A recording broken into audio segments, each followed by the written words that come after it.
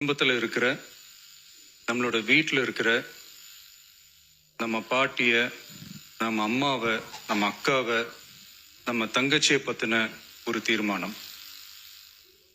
அதை பற்றி பேசுறதுக்கு, அவங்களுக்காக பேசுறதுக்கு நம்ம மனசுல இருந்து, நம்ம இதயத்தில் இருந்து பேசுகிறேன். இதுக்கு முன்னாடி இந்த விஜய்க்கு கிடைச்ச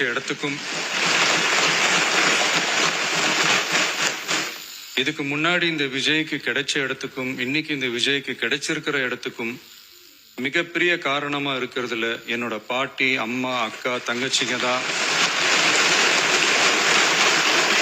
மிகப்பெரிய காரணம்ங்கிறத என்னால மறுக்கவே முடியாது. அந்த நன்றி விசுவாசத்தோட, அப்படி ஒரு உணர்வோட தான் இப்போ எங்க நின்று பேசுறேன். பெருசா பணம் இருந்துட்டா ஒரு வீட்டுக்கோ, பெரிய பொருளாதாரம் இருந்துட்டா ஒரு நாட்டுக்கோ பெரிய பேரு வந்துடும்னு சில பேர் நினைக்கலாம்.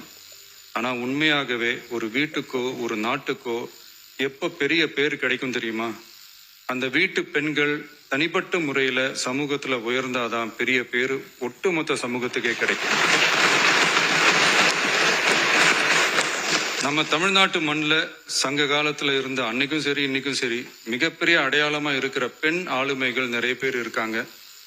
ஔவையார், காக்கை, பாடினியார்னு சங்க காலத்து ஆளுமைகள், கண்ணகி, மணிமேகலை, குண்டலகேசி, இவங்கெல்லாம் இலக்கியத்துல நிலைச்சு நிற்கிறவங்க.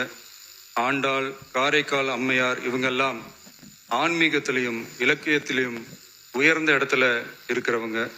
ராணி வேலு நாச்சியார், குயிலி, அம்புஜம் அம்மாள், ருக்மணி லட்சுமிபதி அம்மாள், டாக்டர் முத்துலட்சுமி ரெட்டி அஞ்சலை அம்மாள், மக்கள் சேவகர் அஞ்சலை அம்மாள்னு நம்ம நாட்டோட விடுதலை போராட்டத்துல கலந்துகிட்டவங்க.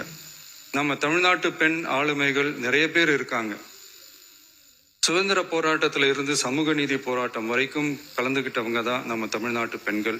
அது மட்டுமா, கல்வி, அறிவியல், அரசியல், நீதி, நிர்வாகம், தொழில்நுட்பம்னு எல்லா டிபார்ட்மெண்ட்லயும் இன்னைக்கு நம்ம தமிழ்நாட்டு பெண்களோட பங்களிப்பு பெருசா இருக்குன்றத யாரும் மறுக்கவே முடியாது.